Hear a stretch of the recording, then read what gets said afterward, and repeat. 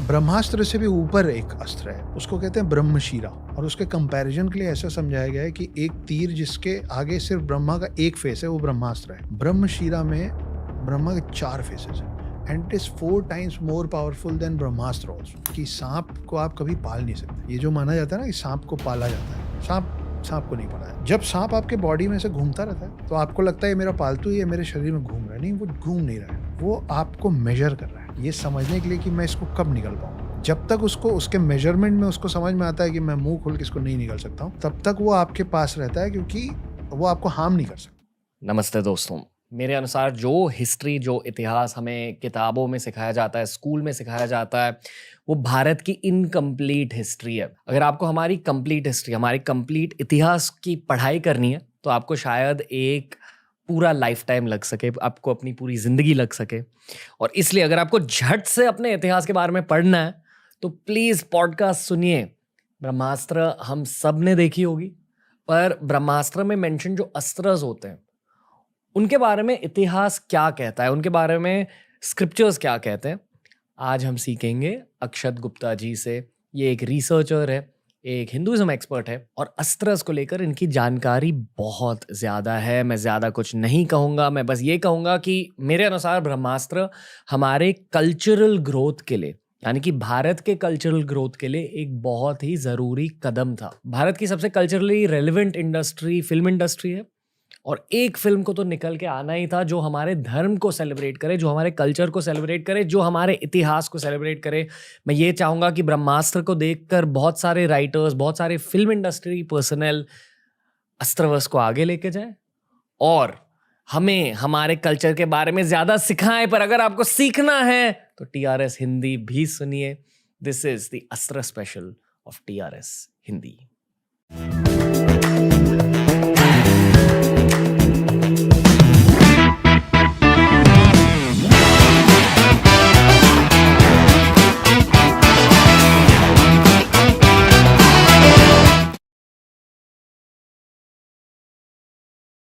अक्षत Gupta sir, TRS Hindi में पहली बार आपका स्वागत है।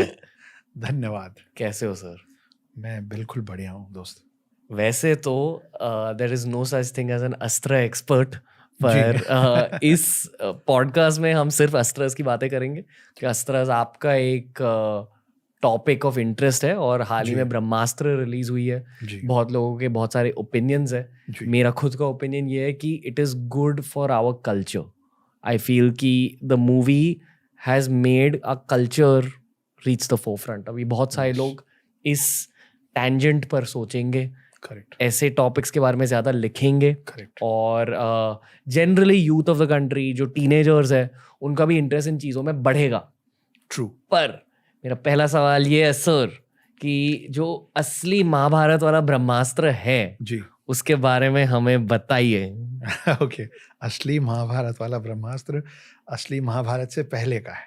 ओके। सबसे पहले ब्रह्मास्त्र, देखिए, ब्रह्मास्त्र जैसे कहानियों में दिखाया गया है, चाहे वो अभी डिस्क शेप में दिखाया गया है, यूजुअली माना जाता है कि वो एरो शेप में होता है।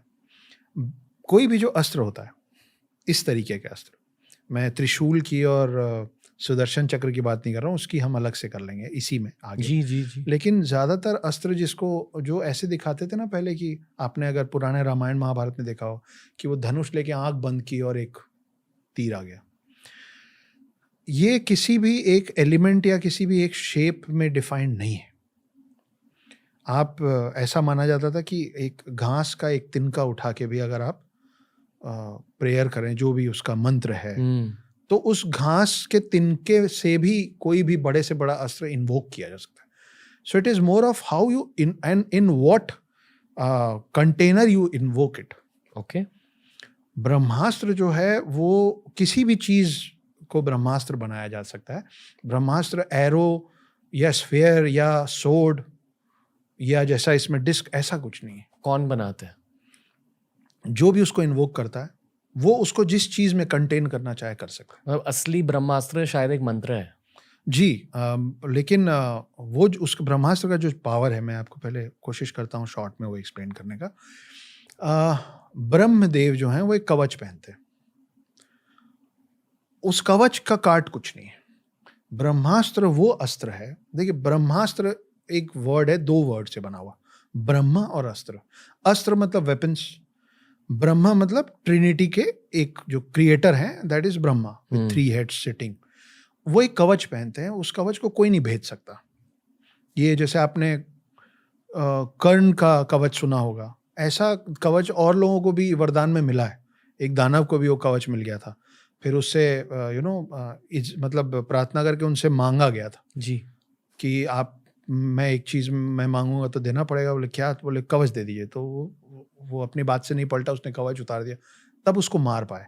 ब्रह्मा जी के ऊपर एक कवच है, उस कवच को कोई नहीं भेज सकता है सिवाय इस अस्त्र के, जो ब्रह्मा जी से ही बना हुआ है।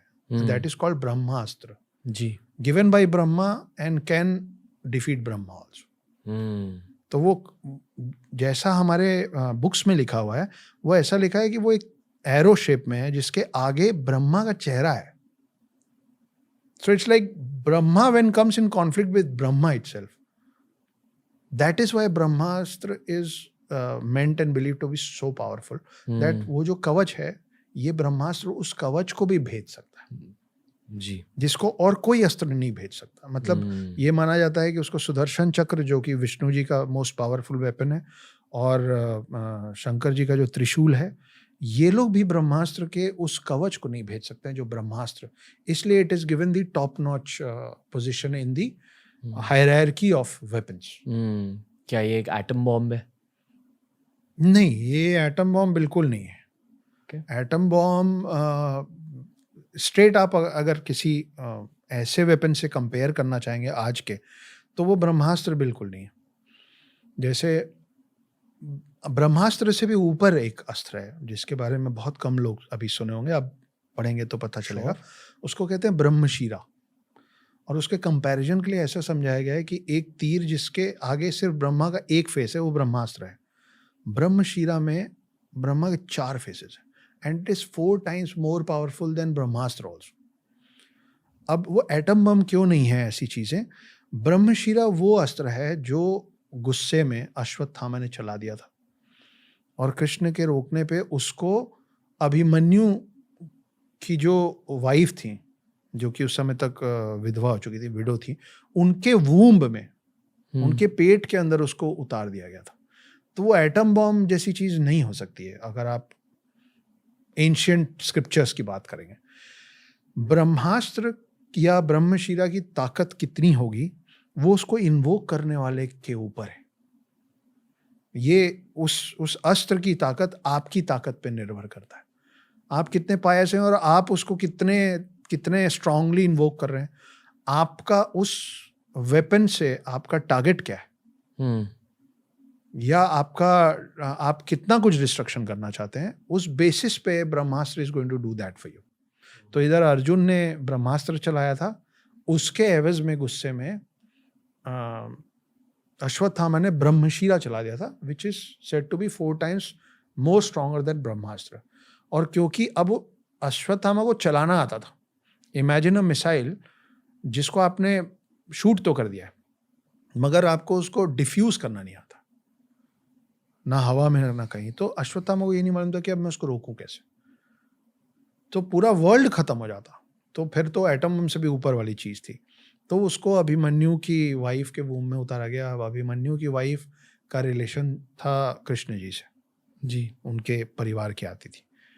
उस गुस्से में फिर अश्वत्थामा को श्राप मिला, जिसकी वजह से वो अब 7 चिरंजीवियों में एकलौता श्रापित चिरंजीवी में उनका काउंटिंग है।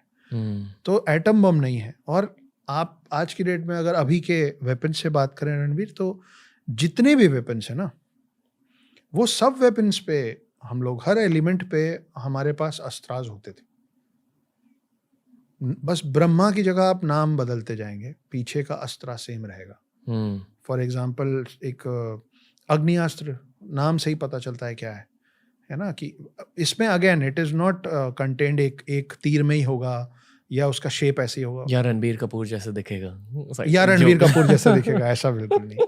तो बताइए। हाँ, लेकिन अगर ब्रह्मास्त्र फिल्म में जो दिखाया ब्रह्मास्त्र फिल्म में जो दिखाने की कोशिश की गई है, वो अगर आप एंशियंट स्क्रिप्चर्स की तरह के उससे बात करें तो वो पॉसिबल है।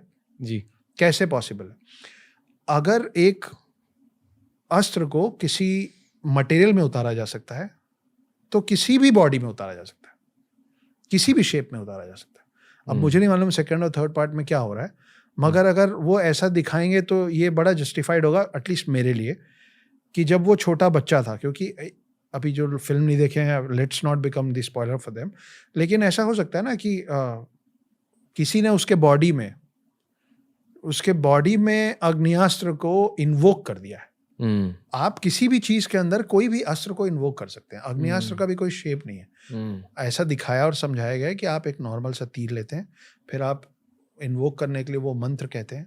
अब आप में कितनी शक्ति है, शक्ति मतलब I am not talking about the physical strength, spiritual strength. हाँ, आपका स्पिरिचुअल स्ट्रेंथ कितना है, आपको कितने गुरुओं ने आशीर्वाद दिया हुआ है, आप कितना कुछ आपने अर्जित किया हुआ है, उसके हिसाब से जब आप अग्नियास्त्र का श्लोक बोलेंगे या उसका मंत्र बोलेंगे तो वो उस तीर के ऊपर में फ्लेम जलने लगेगा। अब वो फ्लेम कितना डिस्ट्रक्शन करेगा, it is again on you. वो तीर डिसाइड नहीं करेगा कि मेरे को क्या करना है, आप डिसाइड करेंगे कि वो तीर क्या करेगा। और सबका काउंटर भी बनाया हुआ हमने। जब हम बात कर रहे हैं अग्नियास्त्र की तो उसका काउंटर है वरुणास्त्र, जैसे सुनामी की तरह होगा। हाँ, मतलब आपने जितनी बड़ी आग लगाई है, अगर सामने वाला भी उतना पावरफुल है या आप ही को लगा कि अरे ये तो गलत हो गया, इसको रोकना है या बंद करना है, तो आप ही वरुणास्त्र बुलाएंगे और फिर it will start raining all over those places और शांत हो जाए। ओके। ब्रह्मास्त्र के सीक्वल्स बनने वाले हैं जी, तो आप एज अ हिस्टोरियन क्या देखना चाहोगे? मतलब कौन से अस्त्रस को देखना चाहोगे उन सीक्वल्स में? कीपिंग इन माइंड कि आपने इन चीजों पर बहुत सारी पढ़ाई की है, बहुत ज्यादा रिसर्च किया है। ओके, तो एक बड़ा इंटरेस्टिंग अस्त्र है, ठीक है, त्वष्टरास्त्र। ओके। इसमें ये होता है कि जो सामने की आर्मी है, अगर आप त्वष्टरास्त्र को उसके ऊपर चला देते हैं जी, तो वो आपस में लड़ने लग जाते हैं। अगर मैं रणवीर से लड़ने जा रहा हूँ और मेरे साथ 10 लोग हैं, तो जैसे ही उधर से त्वष्टरास्त्र मेरे पे चला दिया जाएगा तो मेरे को मेरे बगल वाला जो मेरा साथी है वो मेरे को रणवीर दिखने लगेगा और उसको मैं रणवीर दिखने लगा, तो हम एक दूसरे को देख के लड़ने लगेंगे और जो असली जिससे लड़ना था वो अलग खड़ा है। ये बड़ा इंटरेस्टिंग है। तो मुझे मजा आएगा अगर आगे में एक बड़ी सी आर्मी के अगेंस्ट कोई इस अस्त्र का यूज कर ले, तो वो विजुअली बड़ा एम्पावरिंग होगा, यू नो, कि आप सोचे ना कि अगर रणवीर कपूर ये चला दिए हैं किसी और के ऊपर या बच्चन साहब ने ये चला दिया किसी के ऊपर, तो you will see hundreds of mister Bachchan on the other side, कि 500 लोग हैं उसमें 250 बच्चन साहब हो गए एंड एवरीबडी इज फाइटिंग। एक और बड़ा इंटरेस्टिंग अस्त्र है, उसको बोलते हैं सम्मोहन अस्त्र। ओके, नेम इटसेल्फ से सम्मोहन मतलब हिप्नोटाइज करना। ये सब साइकोलॉजिकल अस्त्र हैं। हाँ, लेकिन वो जाके लगते हैं पहले। ओके ठीक है, बताइए। वो जाके पहले लगते हैं जी। और then it does it's magic. अब वो ऐसा कुछ अलग से लिखा नहीं कि वो आपके पास आके लगेगा और फिर गैस फॉर्म में you will smell something and you will get into, no, this is Sammohanastra which if जो भी चला देगा, सामने वाला जिससे आप लड़ रहे हैं वो हिप्नोटाइज हो जाएगा अगर मैं उसको चला दूंगा। तो कहीं ना कहीं आप देखेंगे तो ये जो त्वष्टरास्त्र है उसका काउंटर हो सकता है सम्मोहनास्त्र एंड वाइस वर्सा। ये सब डेटा लिखी कहाँ गई है? ये जैसा कि आयन मुखर्जी साहब बोल रहे हैं अस्त्रावर्स, तो ये कोई एक अलग से कोई ऐसा पुराण नहीं है जिसमें सारे अस्त्रों के बारे में लिखा हो। ये कोई एक बुकलेट नहीं है कि आप खोलें और पढ़ लें। ये सब जब जब आया है अलग अलग समय में, तब तब उसका वर्णन आया हुआ है कि जब किसी ने बहुत तपस्या की और फिर कोई, जैसे एक अस्त्र है पिनाका। पिनाका एक धनुष। परशुराम ने बहुत तपस्या की थी और शिव की, तो शिव जब आए थे तो उन्होंने उनको जो धनुष दिया था वो बहुत ताकतवर अस्त्र है, उसका नाम है पिनाका। फिर वो धनुष बाद में राजा जनक के हाथ में गया, राजा जनक की बेटी हुई सीता, और वो टूट गया। वैसे ही एक और अस्त्र है गांडीव, ये अर्जुन का धनुष होता था। तो गांडीव जो धनुष है वो विष्णु जी का धनुष है। ओके। तो ऐसे, तो अब क्या है ना, जिस बात पे आप जो तपस्या कर रहे हैं और आपने तपस्या में क्या मांग लिया, उसके हिसाब से गॉड्स आपको बूंद देते थे। लेकिन उसके साथ कंडीशंस भी होते थे कि कोई ऐसा अस्त्र जिसको आप एक ही, ब्रह्मास्त्र को ऐसा माना जाता है कि आप एक ही बार यूज कर सकते, कि ऐसा ना हो कि जिसका मन करे जब मन करे चला दे। तो जब कुछ ऐसा हो जाता था कि अब इसके तो पार नहीं पाया जा सकता है, तब ब्रह्मास्त्र चलाया। तो हर अस्त्र का कोई ना कोई काट है, या तो काट है या तो रोक है। जैसे नागास्त्र बड़ा इंटरेस्टिंग है, because we for some reason all of us we Indians we are very very fascinated with snakes. और नागा रेस भी, नागा रेस भी, सब कोई जी। और नागों का जो वो है ना, वो सिर्फ इंडिया में कन्फाइंड नहीं है, all over the world you know snakes are seen in different ways. Nagastra एक ऐसा अस्त्र है जो कि किसी भी शेप में हो, यूजुअली एरो शेप में होता है।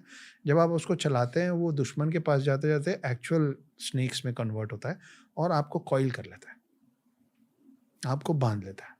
अब हर सांप की जो खासियत होती है, सांप और अजगर खास तौर पे, ये क्या करते हैं कि ये आपको पहले निगल लेते हैं और फिर पेड़ में जाके अपने आप को लपेट लेते हैं। तो आपकी एक एक हड्डी टूट जाती है पेड़ के अंदर। उसके बाद वो धीरे धीरे आपको डाइजेस्ट करते रहते हैं फॉर डेज एंड वीक्स। तो सांप की ये सच्चाई है, ये एनिमल उसमें सच है कि सांप को आप कभी पाल नहीं सकते। ये जो माना जाता है ना कि सांप को पाला जाता है, सांप को नहीं पाला जाता। जब सांप आपके बॉडी में से घूमता रहता है तो आपको लगता है मेरा पालतू, ये मेरे शरीर में घूम रहा है। नहीं, वो घूम नहीं रहा है, वो आपको मेजर कर रहा है, ये समझने के लिए कि मैं इसको कब निकल पाऊंगा। जब तक उसको उसके मेजरमेंट में उसको समझ में आता है कि मैं मुंह खोल के इसको नहीं निकल सकता हूँ, तब तक वो आपके पास रहता है, क्योंकि वो आपको हार्म नहीं कर सकता। इतना छोटा सांप चूहे के ऊपर भी तब तक वैसे ही घूमता रहेगा जब तक वो चूहे को या मेढक को निगलना, जिस दिन वो निकल पाएगा वो निकल लेगा। तो ये जो नागास्त्र होता है, ये जाके आपको लपेटता है और आपका जो साइज होगा, नागास्त्र अपने आप उससे बड़ा हो जाएगा और वो आपको कॉइल करेगा और आपको यू नो बांधने लगेगा जब तक आप बनते बनते और खत्म ना हो जाए। तो मेघनाद जो रावण का बेटा था, उसने नागास्त्र और नागपाश दोनों एक जैसे ही हैं, बहुत कम फर्क है, इसलिए हम एक ही मान के चल रहे हैं। तो नागास्त्र नागपाश बोल के ये चला दिया था राम और लक्ष्मण पे, और राम और लक्ष्मण दोनों बंध गए थे, उसको नहीं तोड़ पा रहे थे। तब आया था एक नया अस्त्र जिसका नाम है गरुणास्त्र। तो गरुणास्त्र जो है, नेम में आ रहा है गरुण। अब गरुण और जो स्नेक्स हैं, इनका मतलब जब से इनका एग्जिस्टेंस आया है तब से इनकी दुश्मनी है। उसके पीछे भी पूरी कहानी है कि कद्रू जो थी, जो नागों की माँ थी, उनकी जो सगी बहन थी, उनके 2 अंडे हुए थे। उसमें से एक अंडे को वो अपना पेशेंस लूज कर रही थी, क्योंकि सांप के अंडे जल्दी फूटते हैं। तो उनको दिखा मेरी बहन कद्रू के तो बच्चे होते जा रहे हैं, एक तो उसको 100 मिले, मुझे 2 ही कश्यप, ऋषि कश्यप उनके हस्बैंड, 2 ही एग्स उनको वरदान में दिए थे। तो उनका पेशेंस लूज हो गया, तो उन्होंने एक अंडे को खुद ही फोड़ दिया। तो उसके अंदर जो बच्चा था वो आधा ही कंप्लीट हुआ था, वो बना अरुण। अरुण आज कौन है? अरुण है जो हम सूर्य देवता मानते हैं। तो सूर्य के जो चैरियट है 7 हॉर्सेस, उनका जो चैरिएटर है, उनका जो सारथी है वो अरुण है। वो चल नहीं सकता, वो वही कर सकता है जो कर रहा है, सारथी ही हो सकता है। दूसरे अंडे को नहीं फोड़ी, वेट की। दूसरा अंडा जब फूटा तो उसमें से निकले गरुण, और एक पूरी कहानी अलग है उसमें। I will not take you in this podcast, बहुत लंबा हो जाएगा। लेकिन बाद में अरुण और गरुण की जो मदर थी, उनको दासी बनना पड़ा था इन सारे सर्पों के और कद्रू की, अपनी बहन की।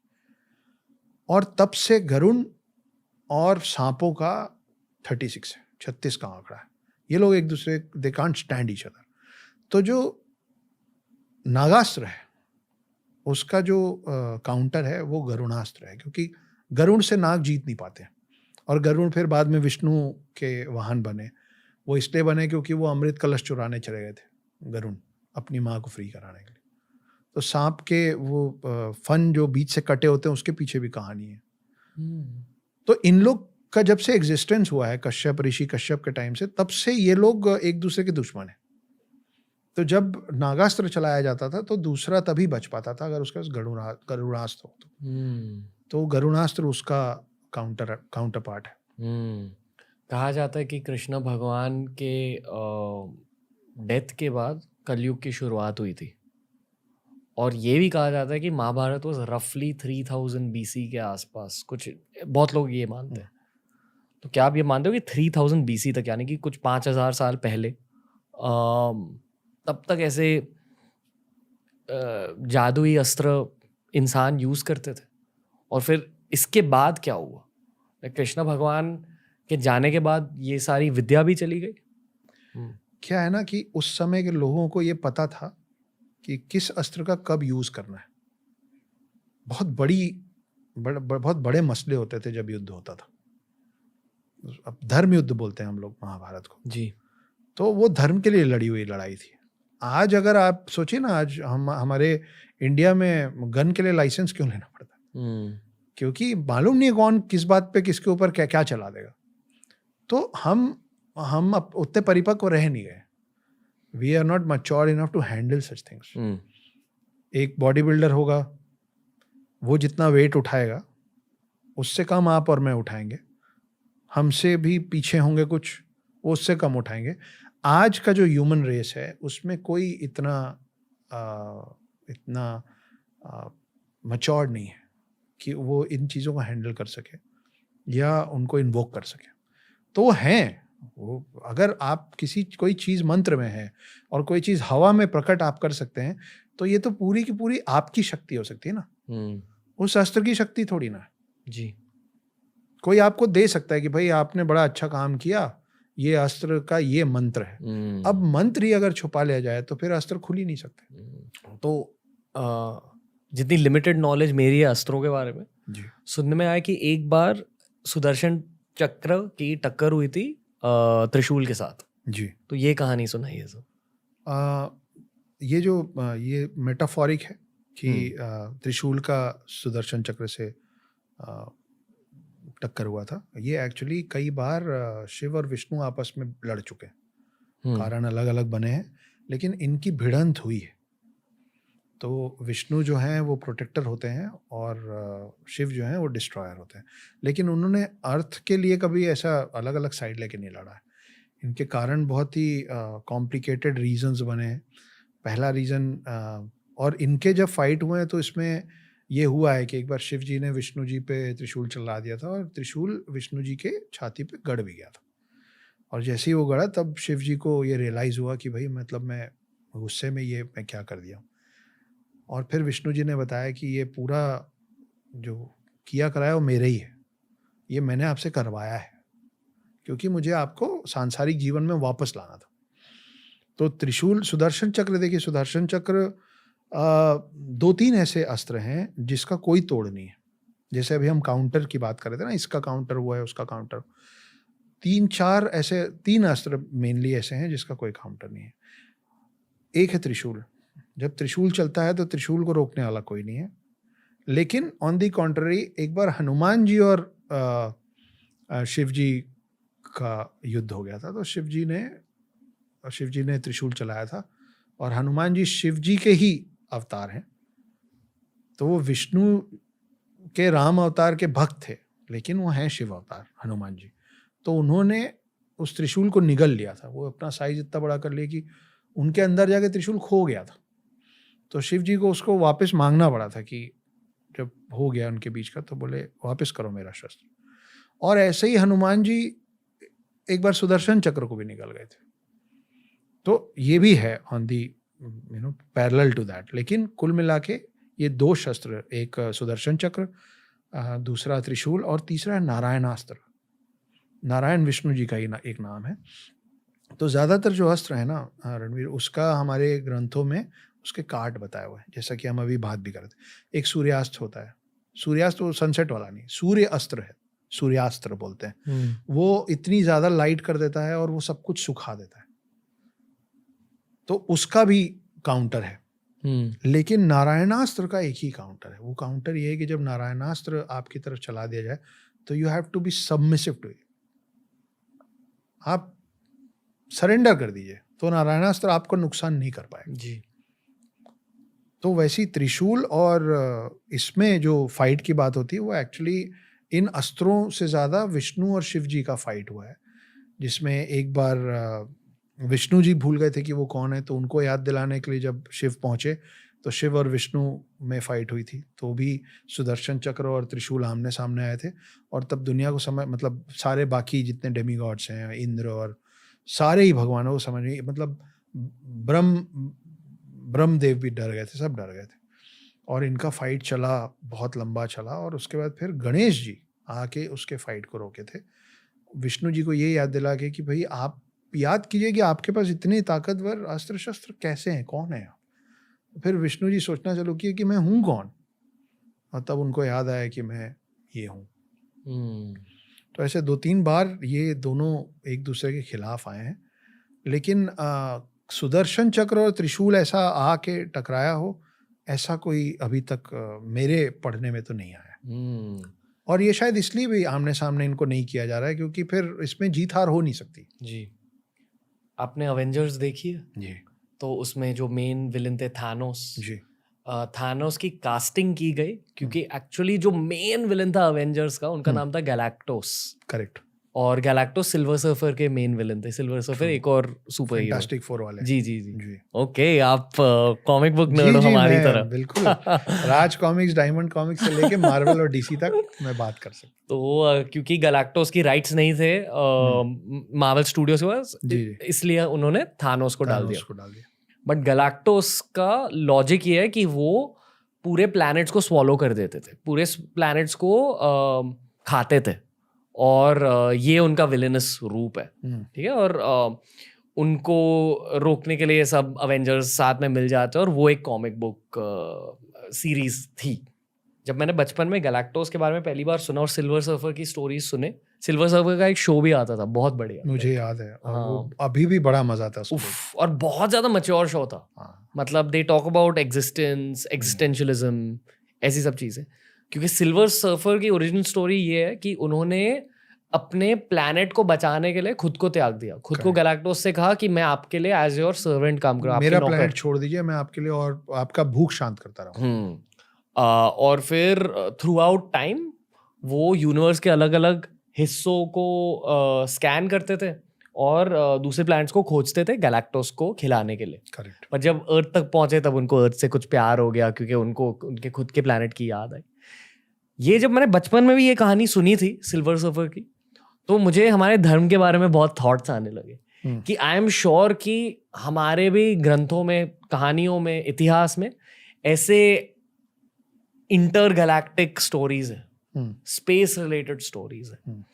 क्योंकि आई स्ट्रांगली फील कि जितनी साइंस हमारी सिविलाइजेशन ने डिस्कवर की है, शायद हमारे से ज्यादा एडवांस सिविलाइजेशंस हमारे से पहले थी जी।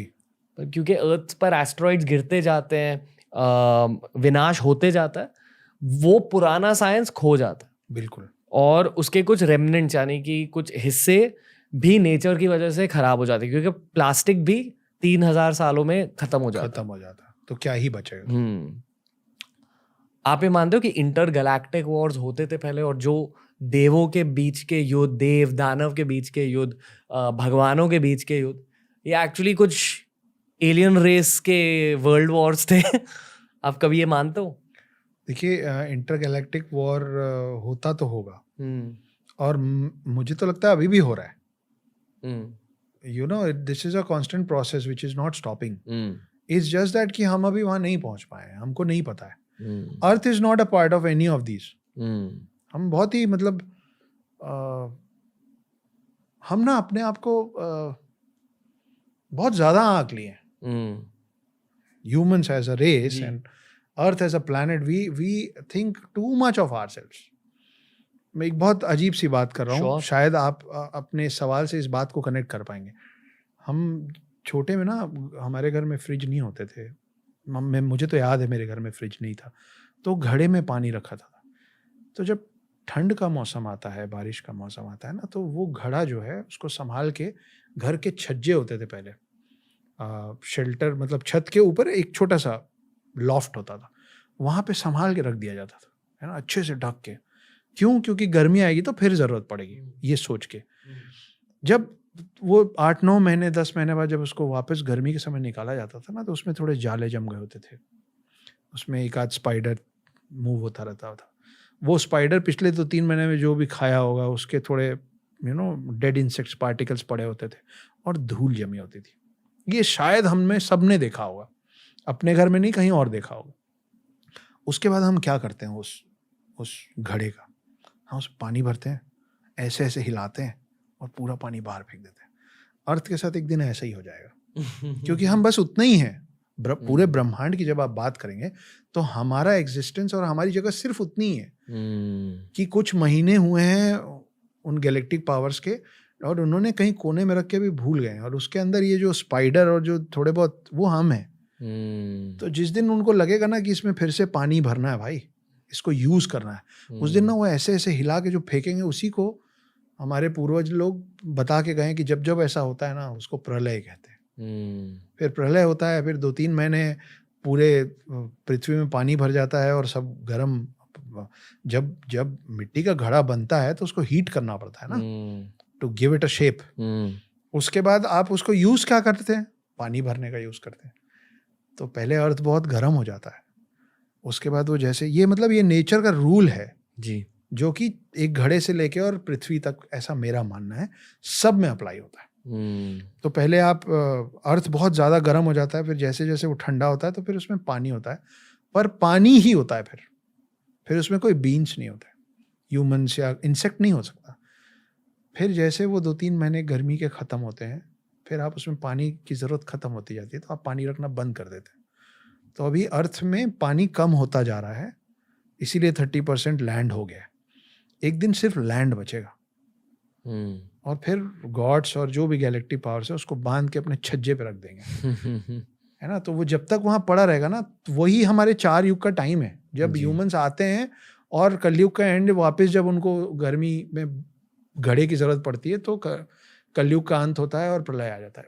बहुत ही सिंपल थ्रेड में मैं आपको समझाने की बात कर रहा हूँ। तो गैलेक्टिक वॉर्स तो चल ही रहे हैं। ऐसा थोड़ी ना है कि जब उस घड़े को छज्जे पे रख देते हैं तो बाकी घर में कुछ नहीं होता है। बाकी पूरे घर में सब कुछ होता है, सिर्फ उस घड़े में कुछ नहीं होता। अक्षत गुप्ता सर, पहले वाले एपिसोड के लिए धन्यवाद। Thank you. अस्ट्रस के बारे में बहुत कुछ सीखा, पर अगले एपिसोड में हम भारत की मिस्ट्रीज के बारे में बातें करेंगे, और वो भी बहुत बढ़िया सुपर हिट एपिसोड होने वाला है, तो मिस ना कीजिए, कोशिश करेंगे। अक्षत सर, कोई फाइनल मैसेज हमारे लिसनर्स के लिए? आपने रणवीर को तो बहुत सारा प्यार दिया है और यहाँ इस चेयर पे जितने लोग बैठे हैं उन सबको बहुत बहुत सारा प्यार मिला है। थोड़ा सा प्यार इधर भी छलका दीजिएगा Ranveer. On camera and on record में बोलना चाहता हूँ कि मैं पिछले 6-7 सालों में बहुत लोगों से मिला हूँ, starting from the vice president of the country to a lot of celebrated people. You are one of the sweetest people that I've come across.